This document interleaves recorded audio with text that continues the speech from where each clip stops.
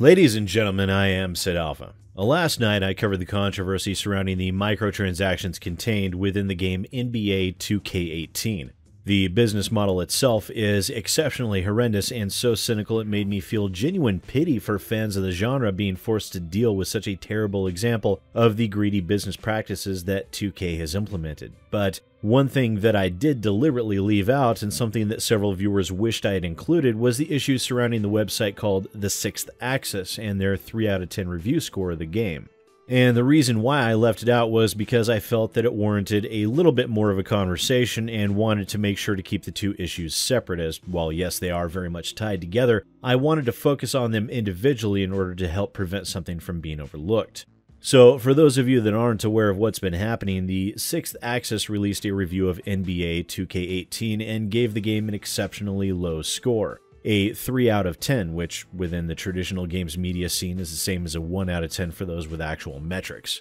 The 2K Games took great exception to this, and their PR department apparently reached out to the reviewer's editor in order to request that the Sixth Axis reconsider their review score or to shift it to a review in progress, as 2K are apparently making some changes to the game in response to the severe backlash received from the microtransactions. One step they've already taken is to lower the cost of the haircut customizations within the game to 100 VC, or virtual currency, which lowers the price of some haircuts to 1/15 of their original price. This doesn't fix the legion of horrible practices in regards to the implementation of the VC within the game, but it is a baby step. Now, I personally have never had a direct issue with any PR departments. Frankly, my channel is so small it's mostly beneath their notice, but Jim Sterling shared his experiences with how these companies couch their protests and arguments. Usually they phrase everything in a very conciliatory and oblique fashion, using phrasing like, "We feel this might possibly be an error," or "We would love the opportunity to work with you in order to make sure an accurate score is represented,"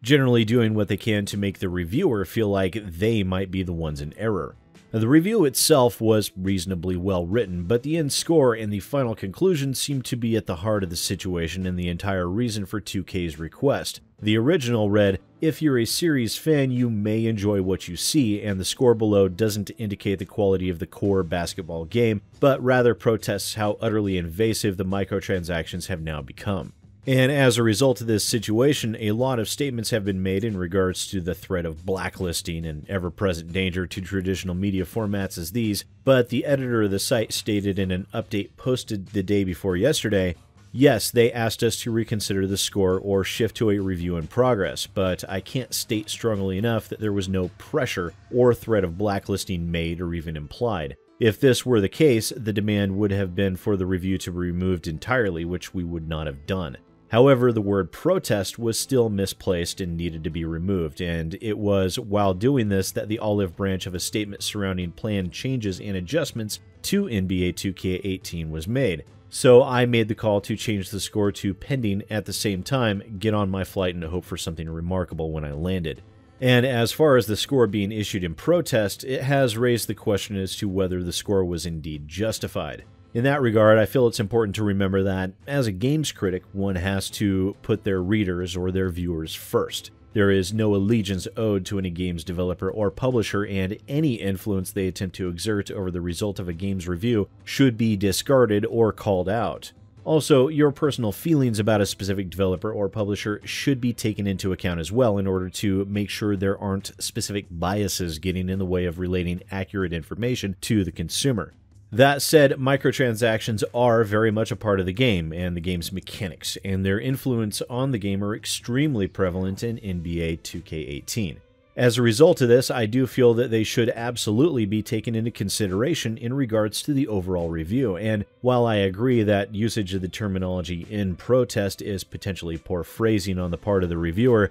I don't believe in the slightest that the review score was in any way without merit. Now, as I said, the Sixth Axis did temporarily pull the review score at 2K's request, stating, "In discussion with 2K Games, we've temporarily removed the score pending a statement with regard to our criticisms, at which point it will be reinstated." Additionally, a draft conclusion was posted that incorrectly characterized our score as a protest vote and has been reworded to reflect that our criticisms are rooted in the effect that VC and microtransactions have on the gameplay. But they later reinstated the 3 out of 10 score with a reworded conclusion that adjusted the phrasing away from the word protest while keeping the remainder of the review intact. And given that other sites have awarded poor ratings on the game, one can surmise that it was the effect of the word protest within the review and the fact that 2K is most likely highly sensitive to the focus on the microtransactions within the conclusion that had 2K hoping they could get the rating adjusted to a higher number or get the review put on ice until they had a chance to do damage control.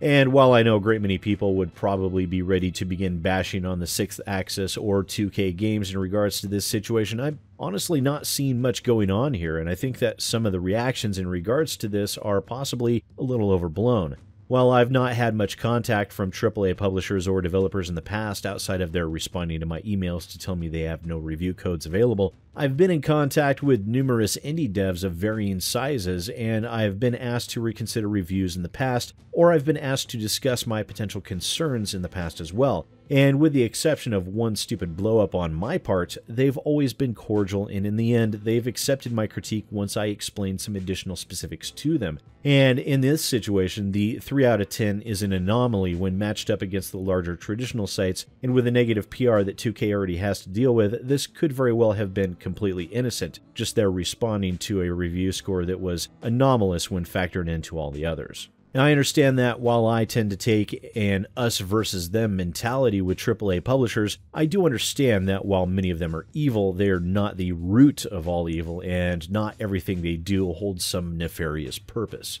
That said, from a first impression standpoint, I personally would not have rated the game well either. Without the microtransactions, I would have given it a mediocre rating at best, but the microtransactions themselves so thoroughly infest the game and how it's played, I would have given a similarly low score. But as always, please do let me know what you think down in the comments below. And while you're at it, don't forget to subscribe if you're new to the channel and follow me on Twitter, as I do maintain a fairly regular presence there. But once again, ladies and gentlemen, I am SidAlpha, and I'll see you next time.